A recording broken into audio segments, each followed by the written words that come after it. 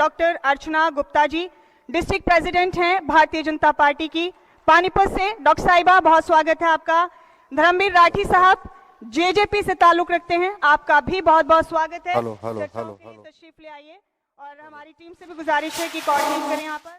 और महिपाल सूबेदार जी जो कांग्रेस लीडर हैं, वो भी तशरीफ ले आइए। और इस खास इंटरव्यू के लिए मैं अपने साथी हमारे इनपुट आउटपुट हेड खबरें अभी तक की बेहद डायनामिक शख्सियत कमल कौशिक को एक बार फिर से जहमत देना चाहूंगी। कमल जी, ओवर टू यू।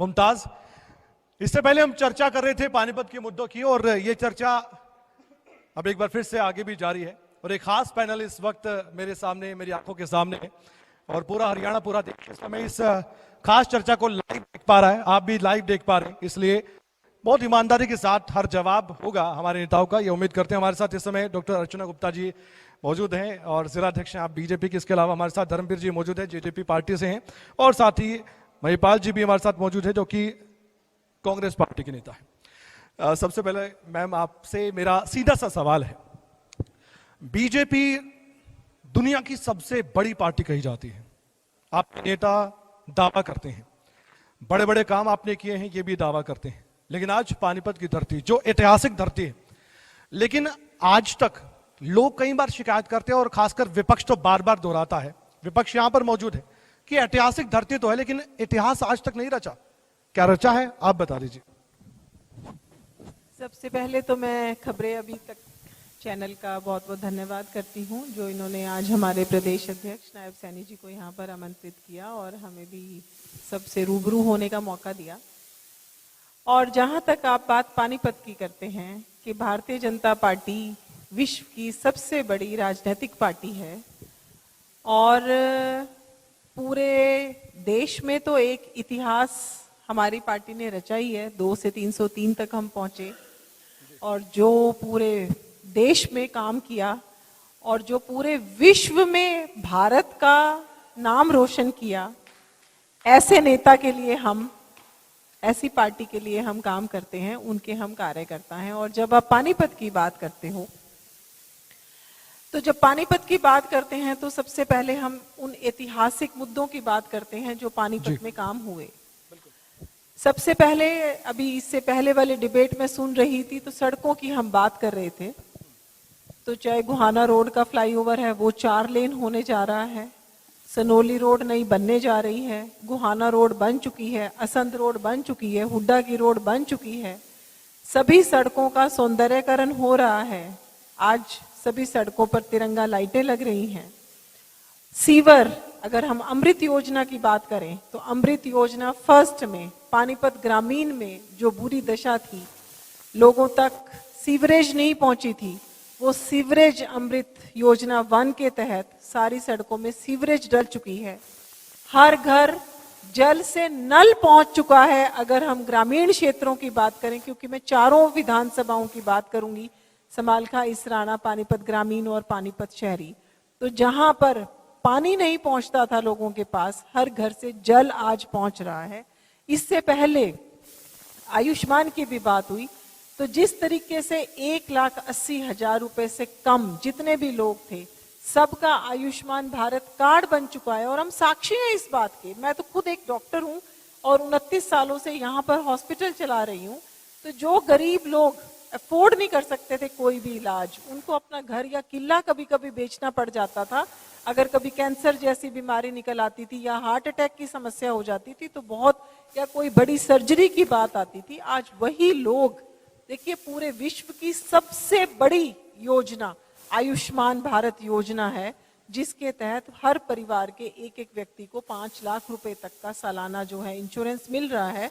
और कल ही 5 वार्डों में मैं गई और वहां पर मैंने देखा कि किस तरीके से लोगों को जन संवाद के कार्यक्रम हमारे चल रहे हैं, और वहां पर एक सूची भी थी कि इस व्यक्ति को इतने लाख रुपए का इलाज का लाभ मिला, और बहुत अच्छे तरीके से इलाज का लाभ मिल रहा है।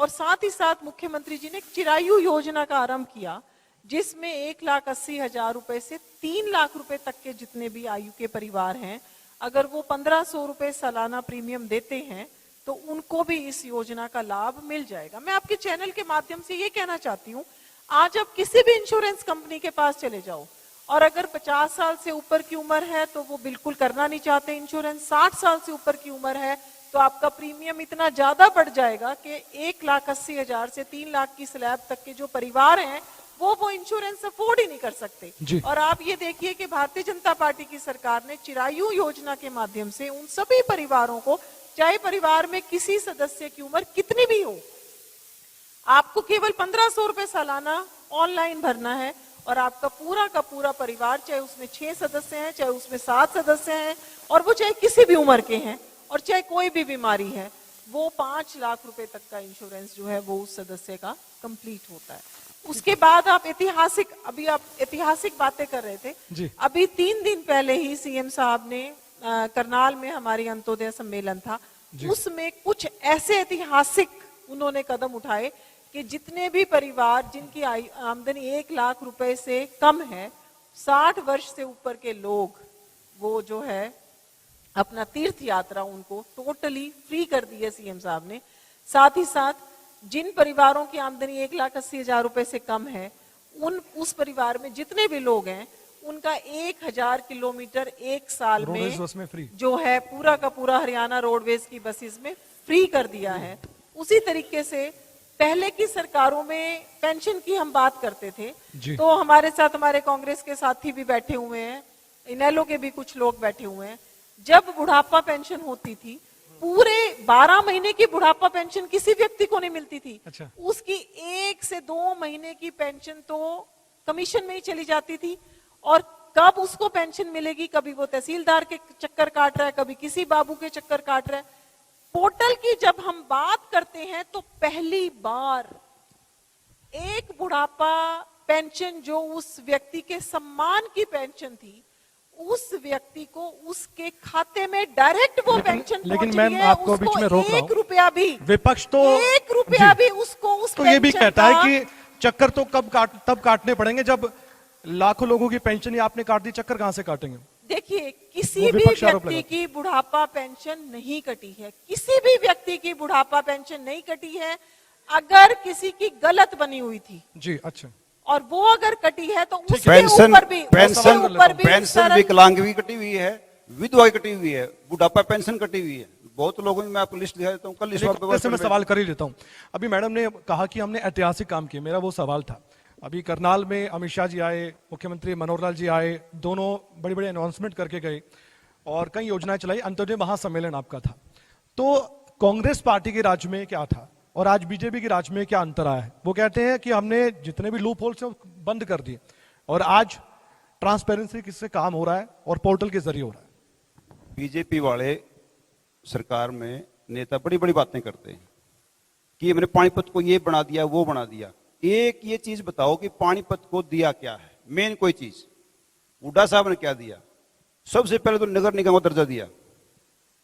जब काम कॉलोनियों, खासकर ये तो नगर पालिका के अंदर था और ग्रामीण कॉलोनियां जो थी वो पंचायत के अंदर थी, जो काम नहीं होते थे। तो सबसे बड़ा हुड्डा साहब ने जो फायदा किया कॉलोनियों को किया, पानीपत ग्रामीण कॉलोनियों को, कि उन्होंने नगर निगम के अंदर लेके आए और उनके बाद काम शुरू हो गए। और बीजेपी वाले कहते हैं हमने काम कॉलोनियों में करवा दिए। बीजेपी का कोई उसमें हाथ नहीं है, उसमें हाथ नगर निगम। दूसरी बात, फ्लाईओवर जो दिया हुड्डा साहब ने दिया। तीसरी बात, मिनी सेक्रेटरीट जो दिया हुड्डा साहब की देन है। चौथी बात, जो गवर्नमेंट कॉलेज बनाया हुड्डा साहब ने बनाया।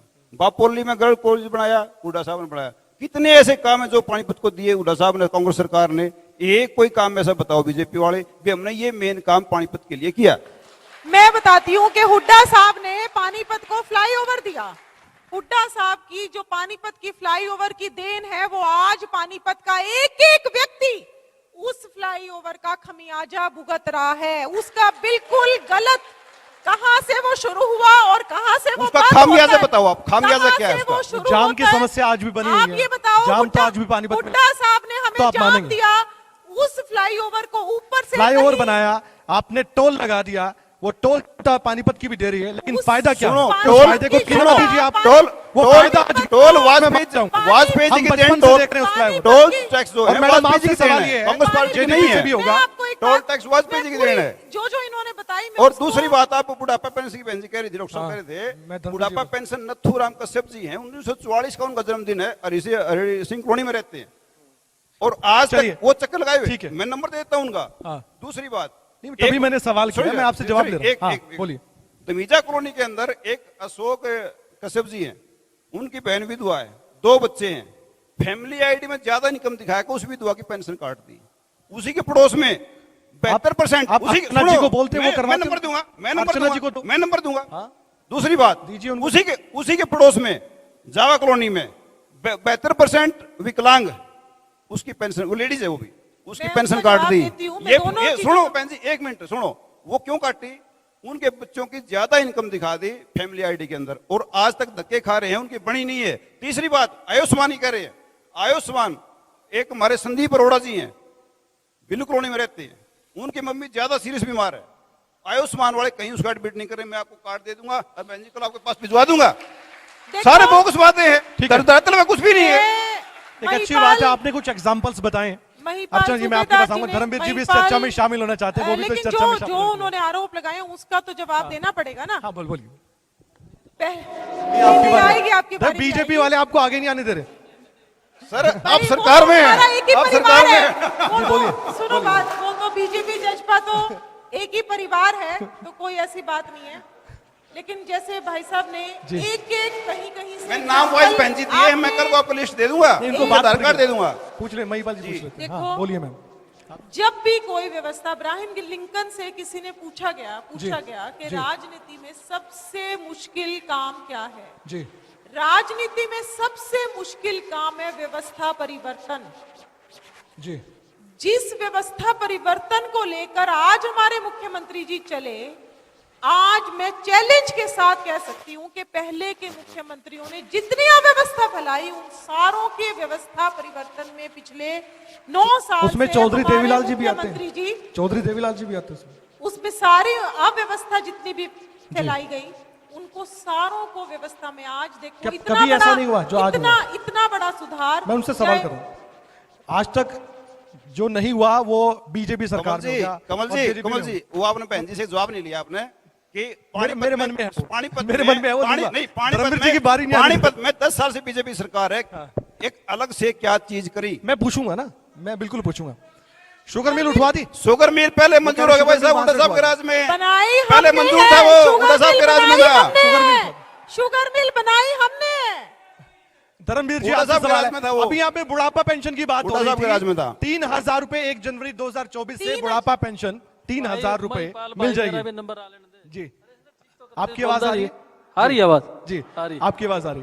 आपकी आवाज मैं- नहीं दबाएंगे। सुनो, मैं पहले तो मैं सुनिए, खबरें सुनिए, अभी तक मेरा का सवाल धन्यवाद। मेरा सवाल बुढ़ापा पेंशन को लेकर था। मैडम ने तो अपना जो टारगेट लेकर चले थे वो पूरा कर दिया, यानी कि बीजेपी ने 3,000 रुपए दे दी। ये जनता यहाँ पर बैठी है और इनके बुजुर्ग भी होंगे, ये 5,051 रुपए पेंशन मिल मैं पाएगी? ये इसका भी जवाब देता हूं। अभी टाइम पड़ा हुआ है, इसमें प्रयासरत हम, ये भी होगा, ये भी पूरा होगा जी। आप चिंता मत करें, चैलेंज के अभी साथ। टाइम पड़ा है।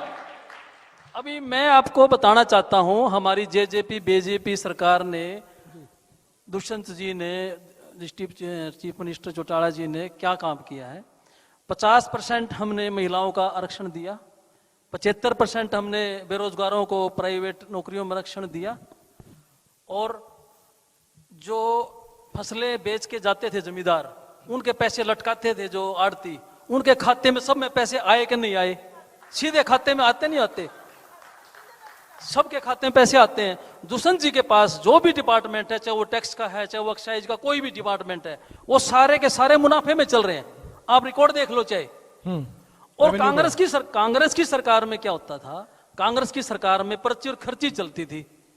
जितने भी आप घोटालों की जननी कांग्रेस सरकार है। कोई बोफोर्स घोटाला, कोई कॉमनवेल्थ घोटाला, इन घोटालों की जननी यही है।